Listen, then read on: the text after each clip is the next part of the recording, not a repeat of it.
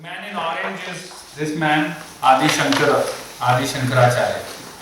Those who have black and white print, the man who is sitting is Adi Shankara. Adi Shankaracharya, the first Shankaracharya, the man who is single-handedly responsible for re-establishing the Sanatana Dharma, or the essence of truth in India. Because that time, Buddha's time, this was message was also being misinterpreted, and again the priest class was kind of oppressing the lower caste and stuff like that.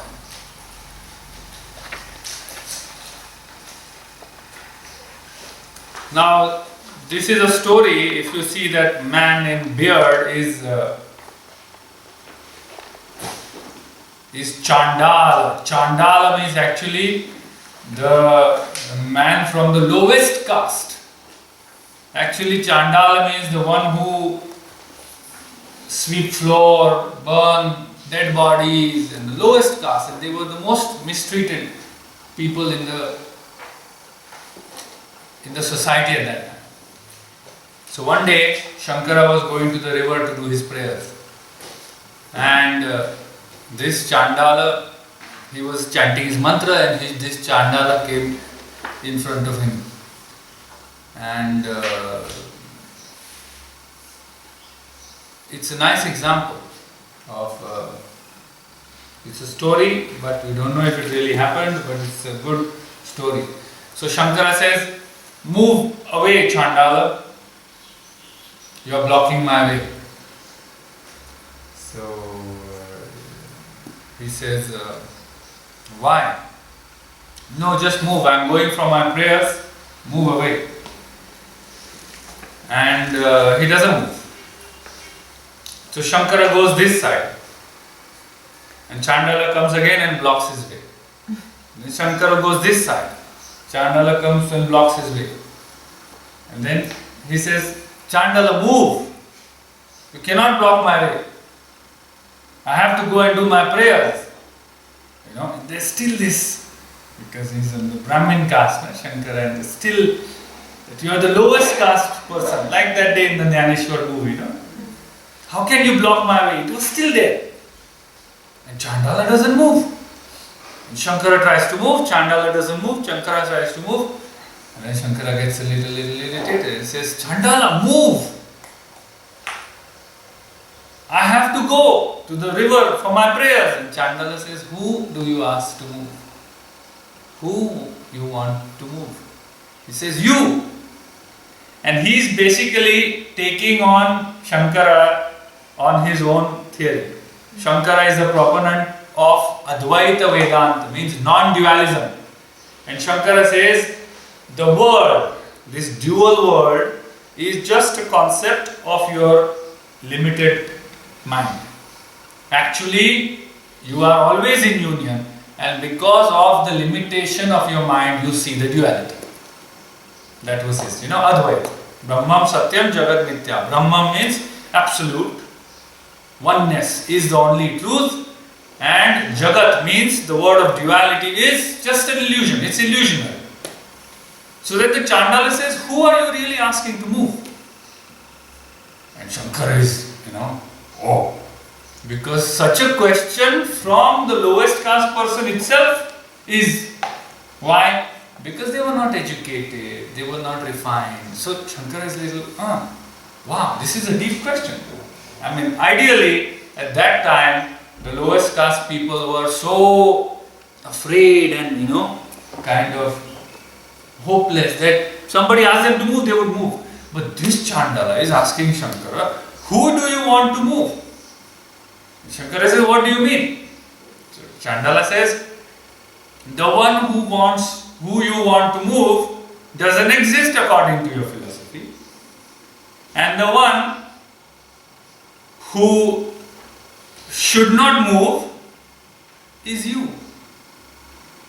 You understand what he says? He says, if you want me as the lowest caste person to move, according to your philosophy, it doesn't exist, because I am illusionary. And then if you if that is the case, why would you want me to move? Because then the one that you want to move is the same as you. Because you and me are the same. And Shankara then looks into his eyes and immediately falls at his feet. And immediately the Chandala disappears and becomes Lord Shiva. And he says, sorry, I was taken in by my pride, and thank you for teaching me a lesson with my own philosophy. And this is a beautiful story about, even at the highest state, sometimes, our limitations and all will come, and then they will pull us, and then the divinity has its way of revealing, putting you back into your box. How did it come about that the priest class didn't always see this?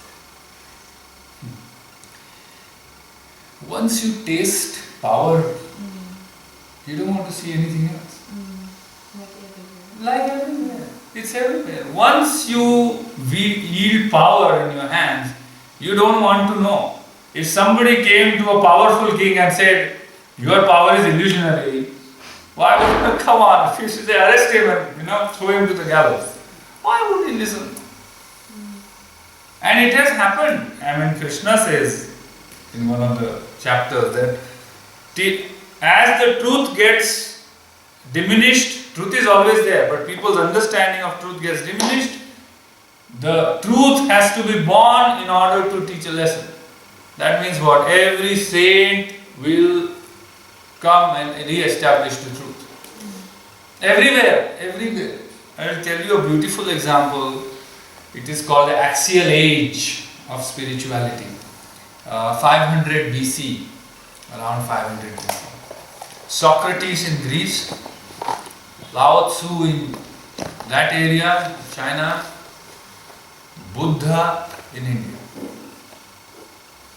Same age, 100, 200 years difference. And what they have created, imagine. Independently, Socrates did not call Buddha and say, what are you speaking on today? Oh, oneness? Okay, I will speak on that tomorrow. Not like this.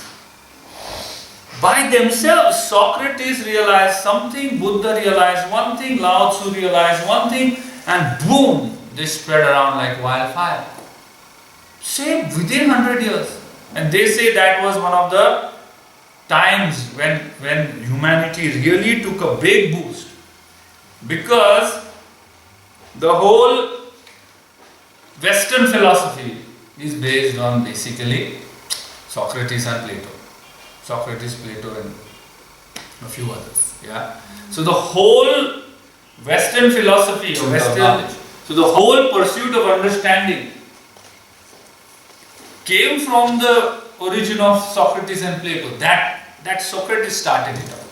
In Buddha inspired the whole of Indian subcontinent. And there Lao Tzu inspired the whole that part of the civilized world, as they would say at that time. At that time, it was the only civilized world. That time is now. That time has come again after 2500 years for resurrection. Resurrection and taking the humanity to the next step. And this time, what is aiding us? Technology. Don't think that internet boom, increasing technology in the sense of wireless communication, optic cables, use of semiconductors, Facebook, social media, in just last 10-15 years is not a chance. Internet was always an idea in the scientist's mind. Wireless communication was always an idea in scientists' mind. Optic fibers was always thought of that it's possible. But why did it happen that suddenly in the last 10 years? Forget last 10 years, look at last 5 years of our Facebook usage. If Facebook was not there, we would not be here. I'm not advocating Facebook, but I'm just saying, it's not random. It is a universal ideation, it's a universal idea that people should come together and rise up. Look, everybody has internet nowadays, and trust me, everybody needs, if you go to villages, locals are suffering. Indian government has made that tablet, Moina? 1,000 rupees tablet. Distributing tablets, forget computers, distributing tablets around in the schools. The schools in Bombay Municipal Corporation are now going online. I mean, they have bloody no infrastructure for the school, but there is online class. Why is this happening? That day I randomly passed a comment that saints in the past used to work via intuition, now they work via internet. I really feel like that. The wisdom. Because universe doesn't care. It's Facebook. I will not go through Facebook. I am universal message. No. What does the divine say? Divine says, Facebook, 800 million members. Divine squeezes through the optic cable and reaches in form of pictures and motivation, so many. So now is the age, and now is the time for all of us to really work with the technology that we have and filter. I mean, it's not all good. Yeah? With technology, we have excess of knowledge. We don't know what's the right from wrong. So whatever you understand, practice it. Become stable in your practice, become stable in your understanding and propagate it. Use technology, use internet, use Facebook, use social media, use websites. Keep yourself away. Be the messenger. The postman is not interested in the stories of your life. Postman is interested in delivering the message. If the postman doesn't deliver the message, he is not a postman. You as yoga teachers are there to deliver transformation. If you don't transform, do something else. Why are you wasting universe's resources? As Madame Blavatsky says. Madame Blavatsky. You know Madame Blavatsky? Madame Blavatsky was a very, very wise woman. Way ahead of her times. She was a founder of Theosophy Society. She once said, the waterfall of grace is always flowing. You just have to go and stand under it. Such a beautiful line. Waterfall of grace, blessing is always flowing, but you are standing somewhere else. Walk to the waterfall of grace and stand under it. So now is the time. If your mind gets dejected, sad, in denial, negative, tell yourself, I have no time for this. And when I say no time for dejection, doesn't mean ignoring it or denying it. I mean, no, I have better things to do. And immediately pull in your belief. Pull in your belief immediately at that time. I have no 1 hour of sulking over why this happens to me in my life. I would rather do something else. I would rather write an article rather than sulking about my life. I would rather in that 1 hour write a couple of paragraphs and send it online. It will reach 100 people and it will light a little flame in their hearts. This is the choice. Why to sulk? Why is it? It's sheer waste of time. And when you don't nurture those negative conditionings like this, they lose their power. Remember, we are responsible to feed the negative conditions. You don't feed them, they die their own death. They burn off. Because every negative thought encouraged in the mind is like giving it fuel. We are worried about our body weight, right? Why don't we worry about our mental weight? I have put on 2 kilos. Yeah, but what about the 1,000 kilos you put on in this lifetime? What about that?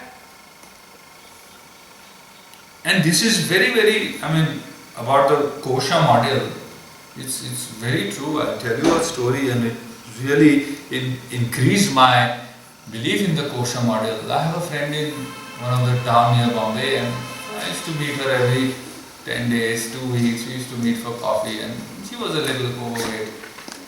And one day on a coffee we were having a conversation, and it went to reflection and this and that. And I asked her a few questions, and she kind of did not like them, but she thought about them. And then I left.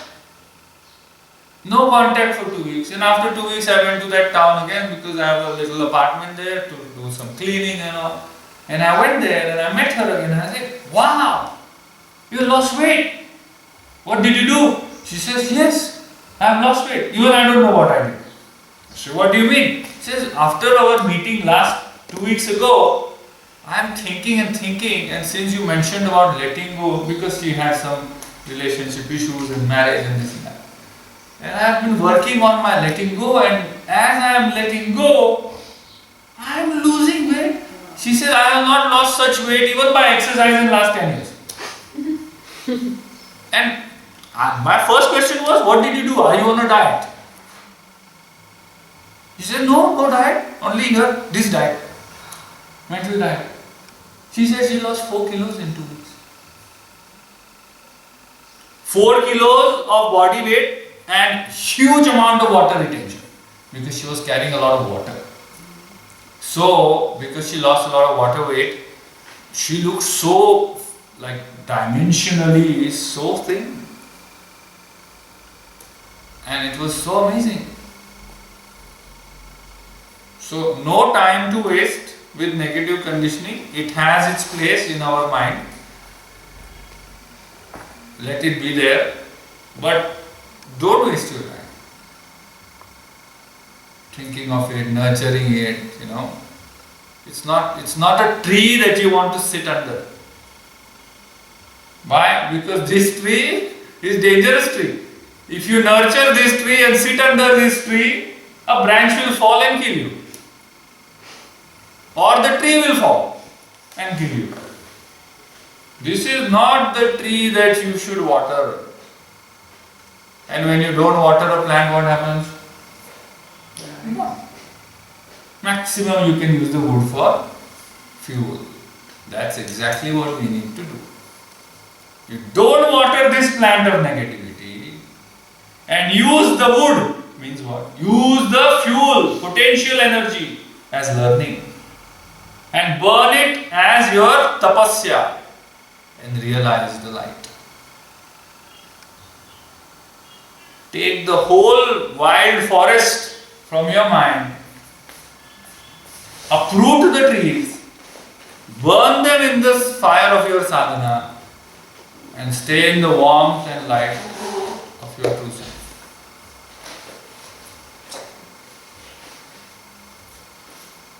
Yeah? Now why do I take you to the forest almost every night? This forest is not some nice. Yeah, it's inspirational forest, but that forest is underneath. That deep visualization that we do in Yoga Nidra, ideally, theoretically, you are supposed to be in the deepest state of awareness there.